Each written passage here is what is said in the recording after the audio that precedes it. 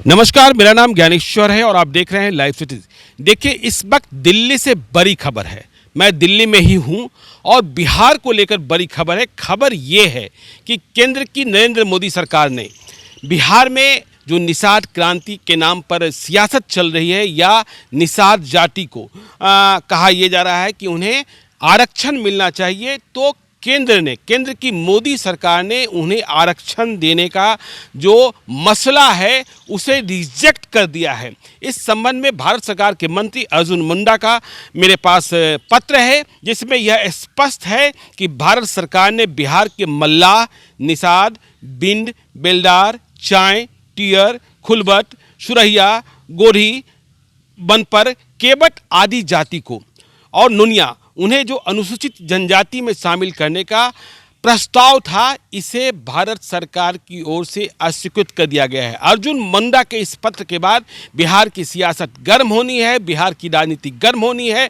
देखना ये है कि इसके बाद बिहार सरकार में हिस्सेदारी कर रहे निषाद क्रांति को लेकर या निषाद राजनीति को लेकर मुकेश सहनी, मदन सहनी या केंद्र में भाजपा के सांसद अजय निषाद और भी बिहार में राजनीति करने वाले हैं, भीष्म सहनी, अर्जुन सहनी, अब वे क्या करते हैं, क्योंकि यह बड़ा झटका है। अर्जुन मुंडा का पत्र मेरे पास है, जिस आधार पर यह ब्रेकिंग खबर आपको मैं बता रहा हूं, और इस पत्र में स्पष्ट किया गया है कि जो बिहार सरकार ने प्रस्ताव भेजा था वह सम्यक नहीं था और इसीलिए यह प्रस्ताव रजिस्ट्रार जनरल ऑफ इंडिया मतलब महापंजीयक के द्वारा अस्वीकृत किया गया है। इसके साथ ही राष्ट्रीय अनुसूचित जनजाति आयोग, उसने भी इस प्रस्ताव को नहीं माना है। मतलब बिहार में जो राजनीति चलती रही या राजनीति चल रही है, मुकेश सहनी इसे लेकर बड़ा आंदोलन करते रहे, दूसरे निषाद समाज के जो नेता हैं, सहनी समाज के नेता हैं, वे भी आंदोलन करते रहे, लेकिन मोदी सरकार ने प्रस्ताव को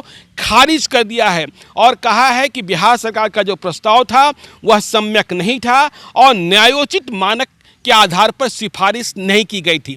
यह शब्द का इस्तेमाल किया गया है, न्यायोचित मानक, और कहा गया है कि यदि आप न्यायोचित मानक के आधार पर सिफारिश नहीं करते हैं तो उसे महापंजीयक मतलब रजिस्ट्रार जनरल ऑफ इंडिया और जो राष्ट्रीय अनुसूचित जनजाति आयोग है वह उसे स्वीकार नहीं करता है। इसीलिए इस प्रस्ताव को अस्वीकार किया गया। देखिए, बिहार में यह चुनावी मुद्दा भी रहा है और बिहार सरकार ने 9 जून 2018 को प्रस्ताव भेजा था।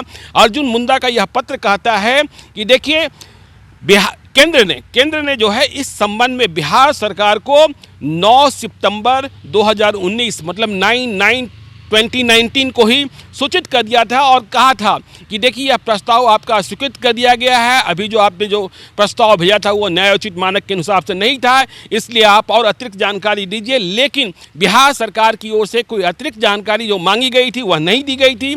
इसके लिए यह भी बताया गया है अर्जुन मुंडा के पत्र में कि भारत सरकार की ओर से एक रिमाइंडर लेटर भी भेजा गया 15 जून 2020 को बिहार सरकार को, लेकिन इस रिमाइंडर का भी कोई जवाब प्राप्त नहीं हुआ है। अब देखिए, बिहार की राजनीति गरमाएगी क्योंकि बड़ा झटका लगा है उस मांग को, जो मांग बिहार के चुनाव में बड़ा मुद्दा बनता रहा है कि निषाद जाति को आरक्षण मिले, अनुसूचित जनजाति का आरक्षण मिले, लेकिन यह मांग केंद्र सरकार ने खारिज कर दी है और कहा है कि बिहार सरकार ने मतलब नीतीश कुमार की सरकार ने जो सिफारिश भेजी वह न्यायोचित नहीं थी, मतलब लॉफुल नहीं था, इसलिए हम इस प्रस्ताव को स्वीकार नहीं कर सकते हैं। भारत सरकार के महापंजीयक रजिस्ट्रार जनरल ऑफ इंडिया ने प्रस्ताव को अस्वीकृत कर दिया है। अर्जुन मुंडा जो भारत सरकार के मंत्री हैं जनजातीय कार्य मंत्रालय के, उनके हवाले से हम यह खबर दे रहे हैं। यह पत्र भी मेरे पास है। तो बिहार की सियासत गर्म होगी। बिहार में निषाद क्रांति या निषाद जाति को आरक्षण दिलाने के प्रयास को झटका लगा है।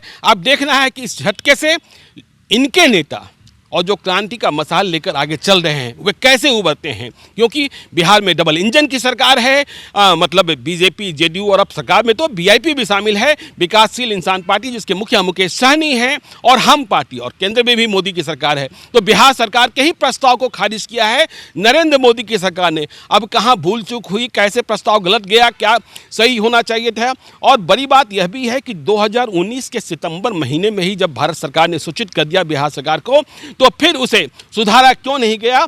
और भारत सरकार, अर्जुन मुंडा तो यह भी कह रहे हैं कि 15 जून 2020 को इस संबंध में रिमाइंडर भी भेजा गया, लेकिन कोई कार्रवाई बिहार सरकार की ओर से नहीं की गई है। तो ये बड़ा मसला बढ़ता जा रहा है, बढ़ेगा भी। हम आप इस मुद्दे पर बने रहेंगे। आप देखते रहिए लाइव सिटीज को। यदि अब तक आपने हमारे यूट्यूब चैनल को सब्सक्राइब नहीं किया है तो जरूर कर लीजिएगा, और यदि इस वीडियो को फेसबुक के माध्यम से देख रहे हैं तो पेज को लाइक कीजिएगा, ट्विटर पर भी हमें फॉलो कीजिए। धन्यवाद।